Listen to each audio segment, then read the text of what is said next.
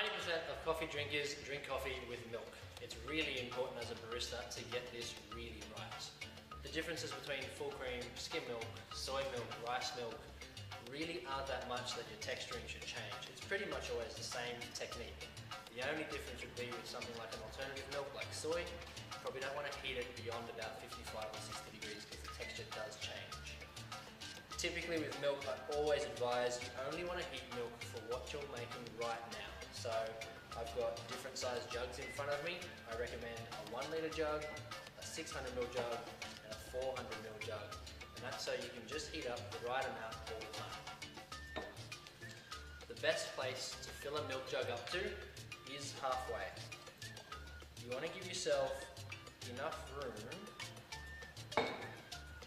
that you can add foam on top and then you can get a whirlpool spinning underneath. So a jug that's full halfway is in the best spot. If you take a big jug and you don't fill it up enough, you don't have enough to get the whirlpool spinning underneath. You usually end up with a lot of big bubbles that are hard to control.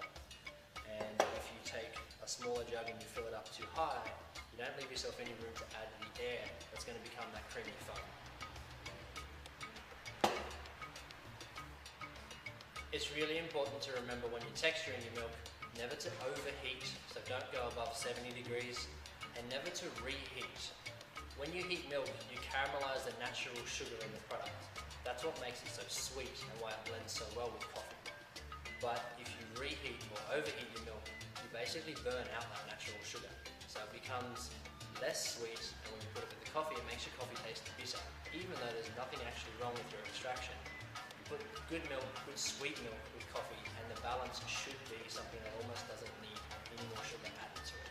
It's really important not to overheat and not to reheat. When you're heating your milk, this position of the steam arm is really important. I tend to hold my jug nice and flat, I don't angle it, and then imagine that's your steam arm. You don't want to face it straight down. What you want to do is have it on an angle in the jug, so it's directing the milk to spin around. If it's facing straight down, the milk will just bounce around and you won't get that nice whirlpool. Then, what you want to make sure of is at the start, you've got your steam arm not too deep into the milk. It should be about ½ centimetre below the surface. Then you'll hear that slurping and hissing sound that indicates air is going into your milk. That air, while it spins, becomes your foam. Once you've got enough air, so you'll see the milk level start to rise in the jug as you're heating it up, then you want to get the steam arm to go a little bit deeper. You don't want it to go all the way to the bottom, you just want it to go about 1 or 2 centimetres below the surface of the milk. The hissing sound will stop, but it will continue to spin and heat your milk until it gets to about 55 or 60 degrees. And when you turn it off, it'll be about that perfect temperature, 60 to 65 degrees for serving. So, when you're heating your milk, always remember to purge your steam arm. And then angle the jug so it's going to force the milk to spin in one direction and put it about ½ centimetre below the surface of the milk. If you don't hear that slurping sound yet, lower the jug.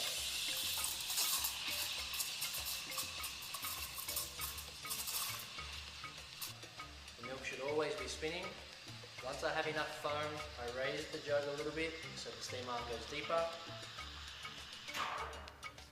If you're using your hand to measure temperature, once it becomes too warm for your hand to touch, then you just need to turn it off. It should be about 60 to 65 degrees. Always remember to wipe your steam arm every time. Don't let milk build up on your steam arm. And always purge. Make sure there's no milk still blocked inside your steam arm. Tap any bubbles out and just swirl your milk to get that nice gloss coming through and you're ready to pour. When you're heating your milk, it's important to get all the air in before the milk gets to about 40 degrees. So that's about a warm temperature.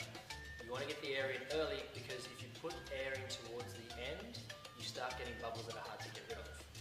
When you're adding the air in, you've got to remember to add what you need for the drinks you're about to make. So if you're making a cappuccino and a latte, you need about that much foam in your jug. An easy way to remember it is see where you start in the jug with just cold milk. When you finish, see what the level is like, and that is your foam. And that's the applicable foam you're going to use for the coffees you're about to pour. A few common mistakes when you're heating milk is not adding enough air. Usually you'll hear your milk screaming at you when that happens, or adding way too much air, so you get a lot of really big bubbles on the surface. That's all about the position of your steam arm in the jug. So, for example, if you're hearing this,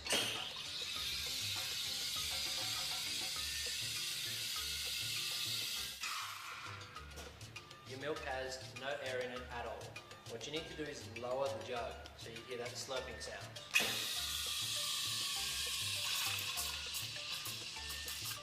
Notice the screaming sound disappears. If you're hearing this, you've got way too much air going into your milk, and you'll see big bubbles happening on the surface. This is a jug that I heated earlier. If you hear screaming, it may also be that you're reheating milk. The milk will tell you that it's not happy. That's an unhappy milk sound. And that's just because you're trying to heat milk more than once.